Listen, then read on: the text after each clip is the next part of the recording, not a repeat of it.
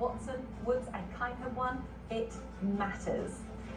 Now, one of the most important names this week is our next guest, Shannon Rouillard, who has worked with the USGA for more than 13 years, most recently as the Senior Director of Championships, namely the US Women's Open and US Senior Women's Open. And before heading to the USGA, Rouillard was the head coach of the University of Oregon's women's golf team for 8 years. So with that, I am so pleased to welcome Shannon onto our guest here. We are live from the US Women's Open, just off the beautiful 18th fairway here at Pebble. Shannon, wonderful to see you. Congratulations on this moment, on this week. I know a lot of hard work and preparation has been done to get this course ready for the women, but just talk us through just the feelings of this moment arriving. It's absolutely spectacular. As you mentioned, we've been looking forward to this since 2017, and I'm sure every player has had this on their calendar since that announcement. It just so happened that right after that announcement, I actually had a family trip planned to the area. So I told my husband and my son, I said, let's just hop down to Pebble Beach and go in and see the superintendent and take a loop around. So the energy has just continued to build since 2017, and we're just so excited to be here this week in preparation for the championship in just a few short days. There was a piece that aired, and you were talking about the preparation for this week, and you got quite emotional in it. I was just wondering where that emotion came from. You know, I've played in a number of USGA championships and have been fortunate to qualify for the Women's Open back in 1999. So even prior to coming to the USGA, I've always had an affinity for the USGA and its championships, because you know, once you qualify, you're in an elite class, no matter what championship you're qualifying for. So to have the opportunity to come to the USGA, for them to have the confidence in me to conduct this championship, it really touches me each and every year. So I feel very fortunate. What are the biggest challenges for you when you come and set up a golf course for the first time? You know, we have to just look at the whole picture, just everything holistically. And obviously with the Women's Open, we got to look at everything from our fairway widths, obviously, to the tees that we're using. Coming to these relevant US Open golf courses, we need to be really cognizant of the tees that we're using. We are using the men's tee where the US Open was played on the second hole, but we're playing that as a par 5 this week. But it's also worth noting that we played it as a par 5 in our first 3 US Opens here. So there's a lot of inputs that go into putting this puzzle together that make up the setup for the Women's Open. Shannon, this sort of reminds me a little bit of the 2019 Augusta National Women's Amateur, in that it's a golf course that golf fans at home are so intimately familiar with, even if they've never been here.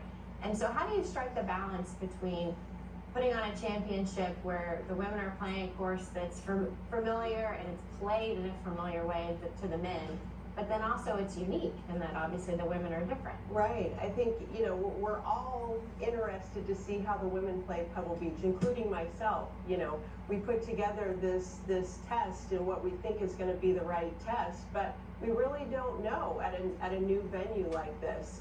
But what we do have is we have human resources. I have individuals that I've counted on and talked to.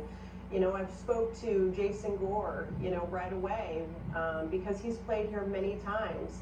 He, again, was so gracious in calling Gary Woodland and said, hey, tell me about your final round. What clubs did you use? Tell me about that round. I've spoken to our new Senior Director of Player Relations, Scott Langley. He's played here countless times, too. He was low amateur one year, back in 2010.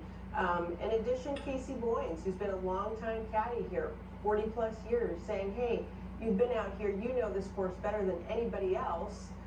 What does it take to play well here at Pebble Beach? And obviously the data that we have available to us, the fairway lines, as well as you know, knowing statistics on how hard each of these holes play.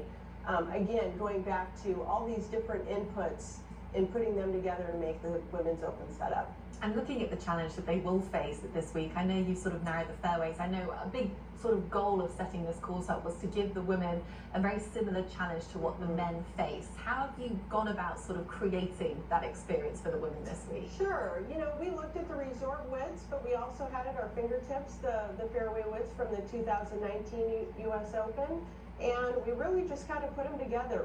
As you mentioned, we really focused our narrowing plan on the drive zone and other landing areas to figure out what was really the right prescription for the women. There are some fairways that are exactly the same as 2019. A few of those are holes 2, holes 4, and holes 14, but we also made some unique adjustments to holes 5, 6, and 11 as well. And with the forecasted winds later on this week, I'm just wondering how that's going to impact your setup. And Paige McKenzie was just talking about how there's a forward tee at number 2. I'm wondering if we're going to see any forward tees on any par 4s or any of the other par 5s that will make going for the green more likely for some of these women. Yeah, you know, I think the second hole is a great example. You know, we have seen from some of our practice round data already that there are a select number of players that can already go for hole 2 in 2. But we certainly are considering moving that tee up a little more forward so that there's a greater percentage of players that may be able to go for that green. We see that as a big risk reward hole with just the nature of that putting green, how long and skinny it is, and the bunkers that surround that green. I'm wondering about the second shot at 6 as well. You know, that's a difficult shot. You know, it's blind first of all, and second of all, if you've got a long club in there to get it up and over that hill. So, you know, what sort of do you anticipate that the women are going to be going for that green in 2? And will you move the tee up there? What yardage are you going to play the 6th hole? Yeah, right now we're just under 500 yards, and again, depending on the wind, we could possibly see that go up a little further, bring more of the bunker complex on the left in play, and give them an opportunity to go for that green. Yeah, there it is right there. And spectacular hole. And then the rough side, and pardon me if you've mentioned this, but the height that you're going to cut the rough at is going to be what? Right now we're topping it off at 3 inches around the fairways. Gotcha.